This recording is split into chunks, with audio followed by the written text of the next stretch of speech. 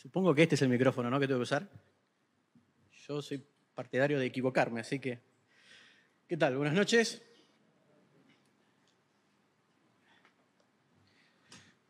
Vamos a ver si podemos leer sin los lentes. Vamos a intentarlo.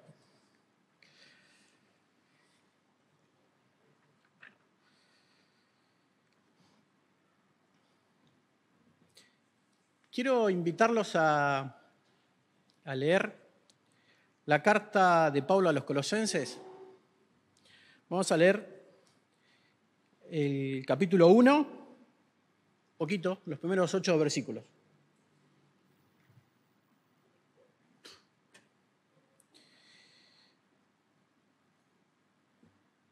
Pablo, apóstol de Jesucristo, por la voluntad de Dios, y el hermano Timoteo, a los santos y fieles hermanos en Cristo que están en Colosas. Gracia y paz sean a vosotros, de Dios nuestro Padre y del Señor Jesucristo.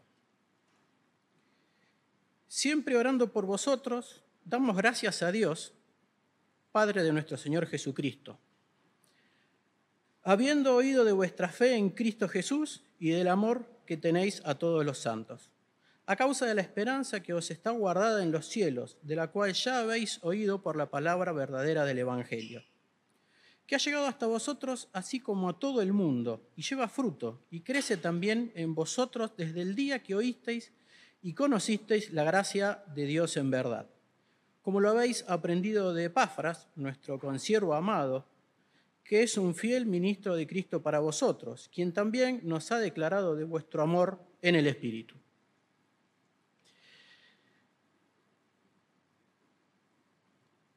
Ya las primeras palabras de Pablo nos dan una linda introducción. Porque Pablo en el saludo se presenta, dice: Pablo, apóstol de Jesucristo.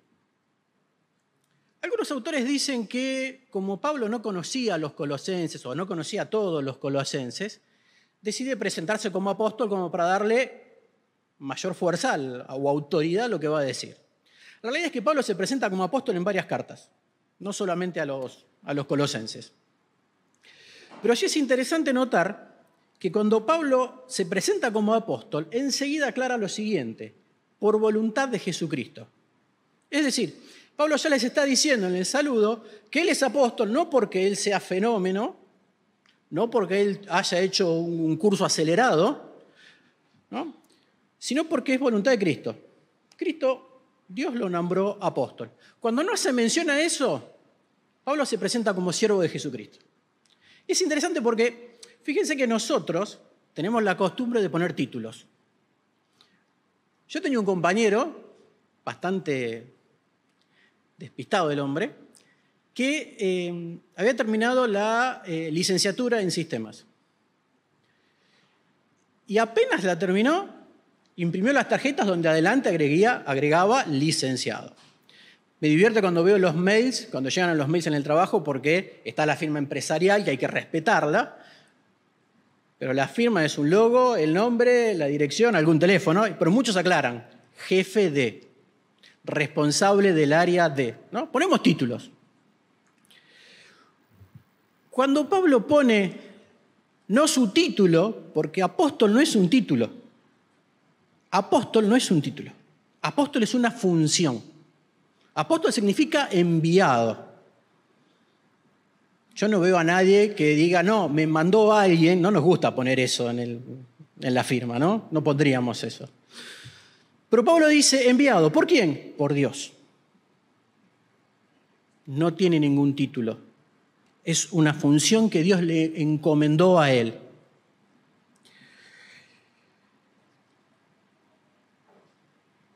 Por la voluntad de Dios. No es el hombre, hay un autor que me gustó esta frase: el hombre no es lo que se hace a sí mismo, sino lo que Dios hace de él. Pablo, si era algo, él se veía como siervo. En las otras cartas, él se presenta como siervo. Siempre orando por vosotros, dice, damos gracias a Dios, habiendo oído de vuestra fe en Cristo Jesús y del amor que tenéis a todos los santos a causa de la esperanza que os está guardada en los cielos. Fe, amor y esperanza. Algo muy similar les dice a los tesalonicenses, el versículo 3 también, acordándonos sin cesar delante del Dios y Padre nuestro, de la obra de vuestra fe, del trabajo de vuestro amor y de vuestra constancia en la esperanza de nuestro Señor Jesucristo. Fe, esperanza y amor. ¿Alguno leyó la carta de Santiago? Todos la hemos leído. Es una carta que fue bastante discutida. Primero, para aceptarla en el canon, no fue muy bienvenida, pero ya después de aceptada en el canon, incluso mucho tiempo después, era una carta como que se la miraba de reojo, al punto tal que Lutero decía que era una carta de paja, porque no tenía mucho valor. Y algunas personas dicen que prefieren las cartas paulinas, obviamente. Uno va a comparar la exégesis que hace, la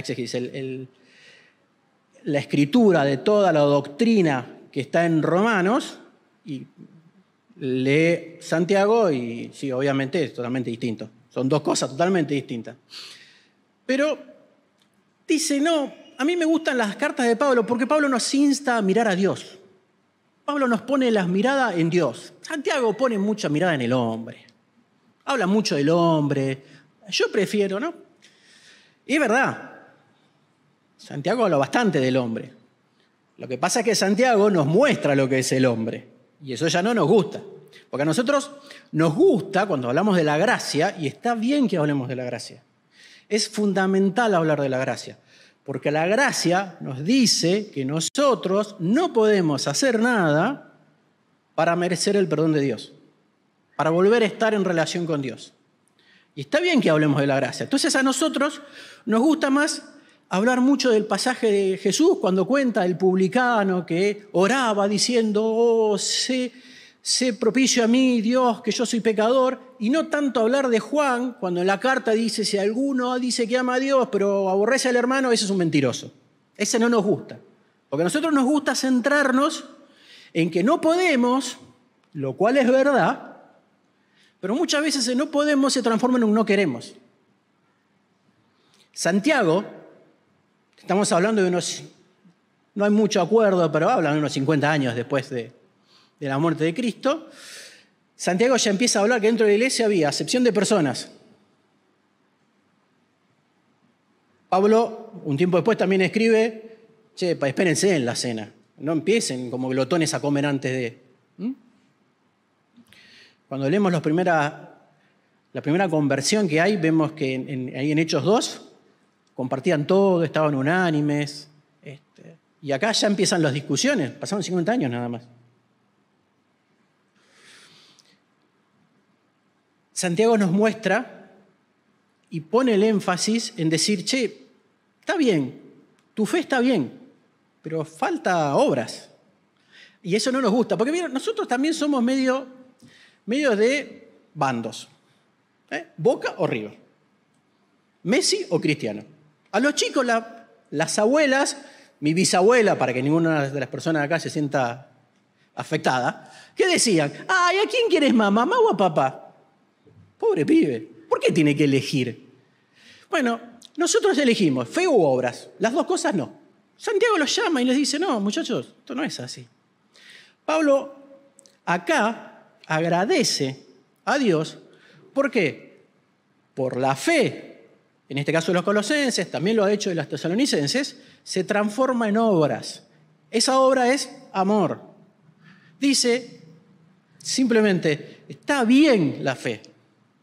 Alabo esa fe, pero también alabo que esa fe se transforma en una obra que se expande, que es amor, que se transmite a otros, que no queda encerrado. Algunos, yo sé que de este lado seguro unos cuantos, de acá no voy a decir nada, pero vieron la película del Señor de los Anillos. La han visto. ¿Se acuerdan del Gollum, ese personaje bastante feito, flaquito? No lo voy a imitar porque no me sale.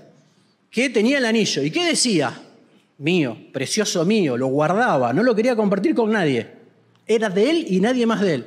Bueno, a veces nosotros somos así.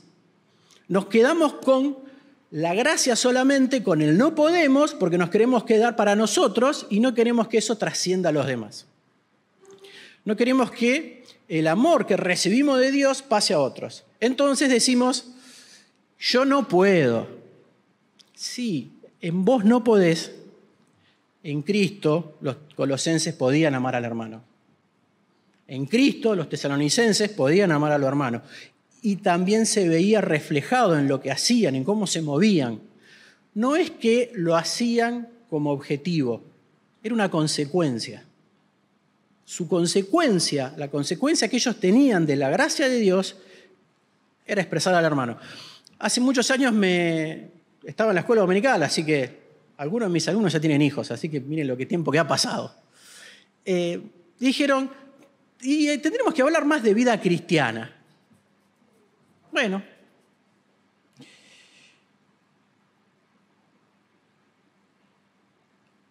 Acá dice, de vuestra fe en Cristo Jesús y el amor que tenéis a todos los santos.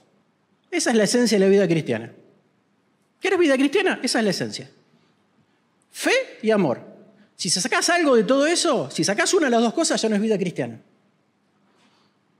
¿Qué caracteriza la vida cristiana? Esas dos cosas. No puedes sacarlas. No puedes decir fe, pero no amor. No puedes decir amor, pero no fe. Tienen que estar las dos cosas. Y me animaría a sumar la tercera, la esperanza también.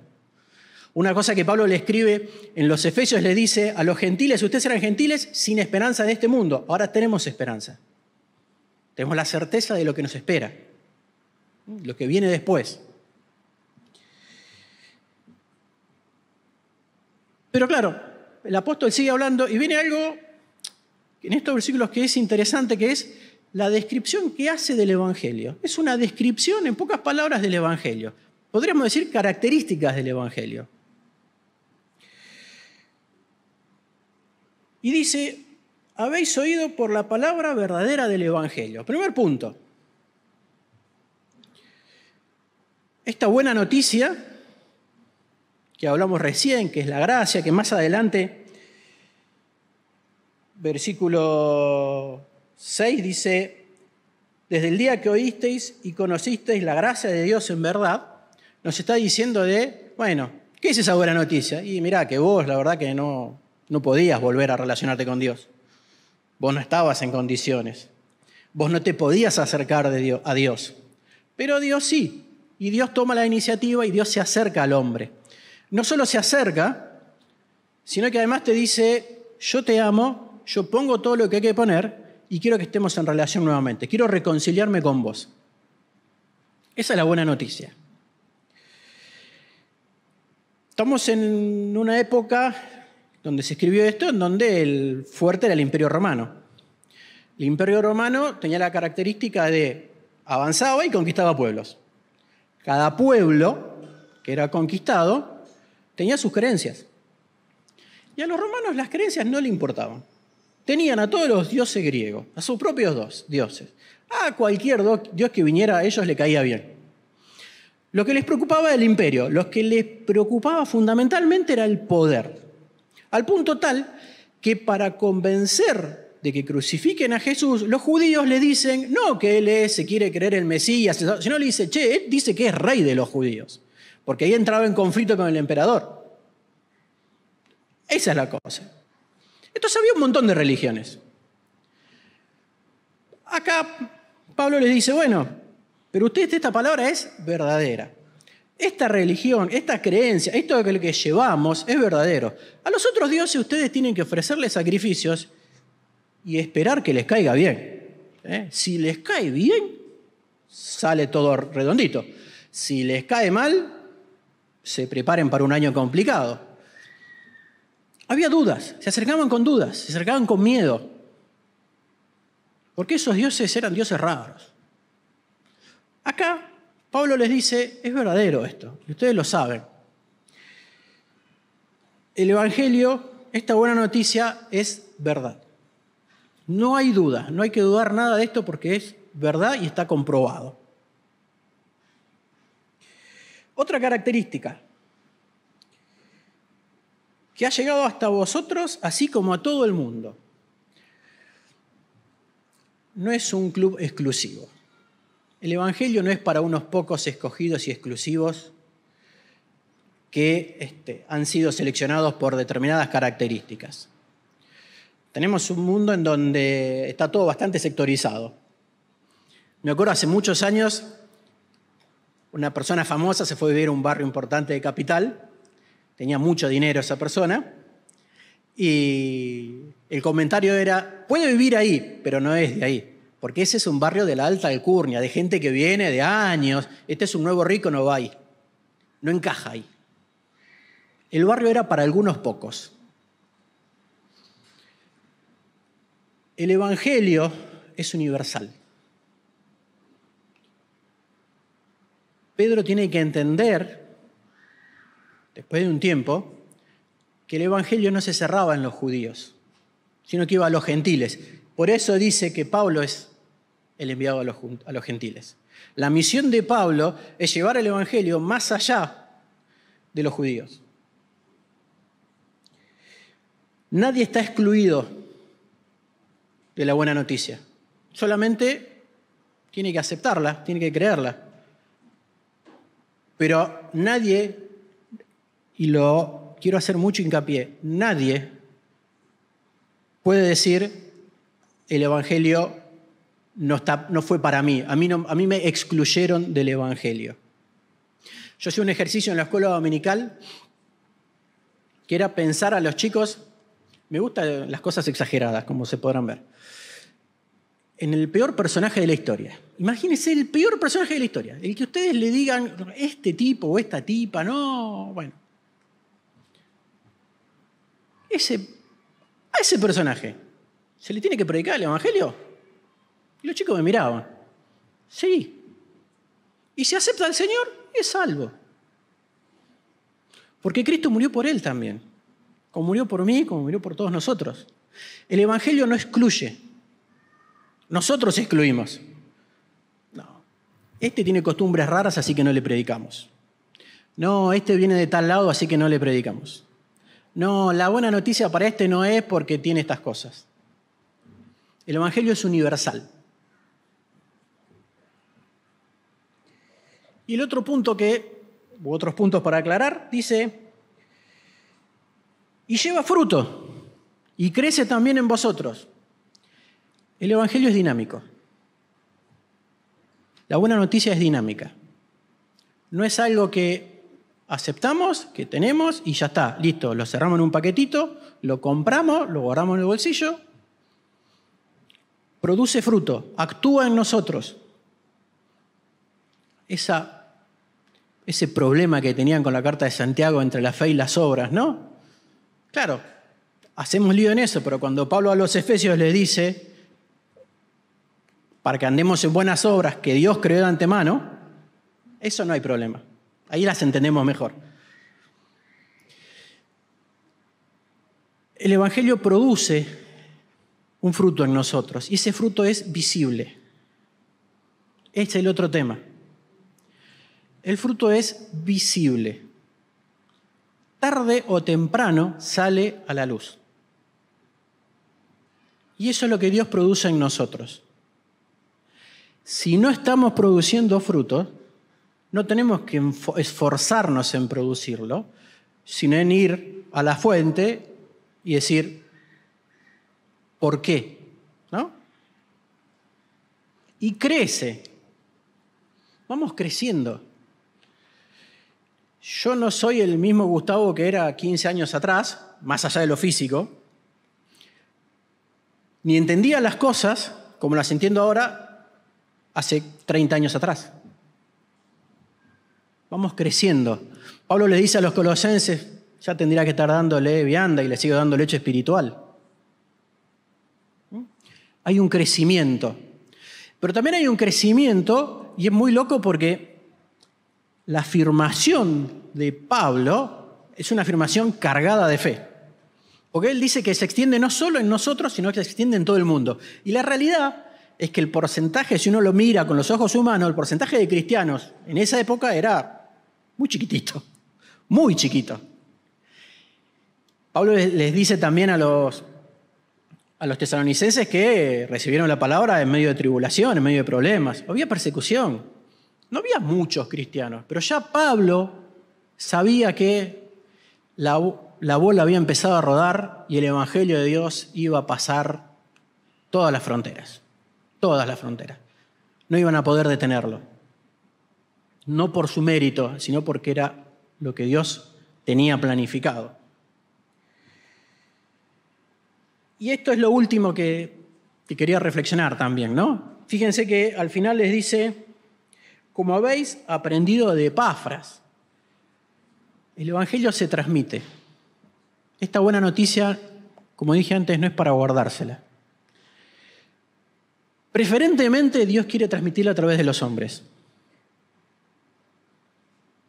Si nadie habla, ya lo sabemos, ¿no? La Escritura dice, las piedras van a hablar, ¿eh? Pero preferentemente quiere hablar a través de los hombres. No solo con nuestras palabras, sino con nuestras acciones. Por diversos hechos que están pasando últimamente, hablamos con varias personas y una de las cosas que hablan es que dicen, realmente son una familia. Cómo se tratan, cómo se ayudan, cómo se cooperan, cómo están atentos unos de otros. Bueno, eso es transmitir el evangelio. Eso también es transmitir el evangelio. No hace falta venir acá, subir, predicar, ir a una plaza con un megáfono. Con nuestra vida diaria.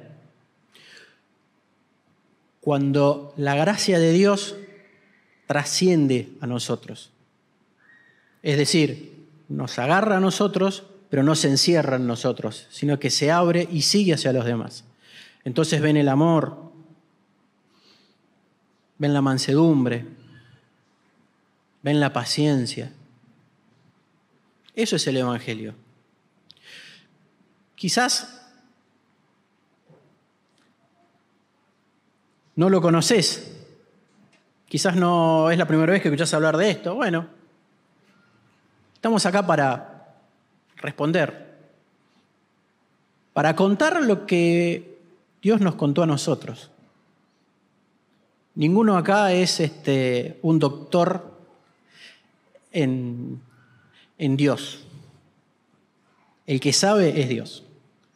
Y nosotros somos instrumentos y queremos compartir lo que ya sabemos. Hoy justo estamos estudiando en la escuela dominical, cuando Jesús, después de que Pedro lo negara 3 veces, lo recibe nuevamente, se le presenta nuevamente, no solo no le echa en cara,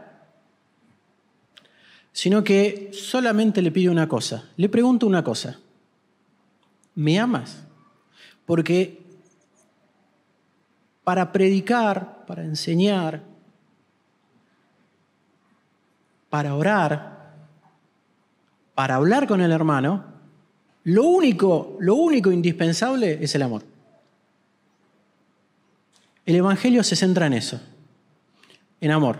Un amor que recibimos y que se extiende. Que el Señor los bendiga.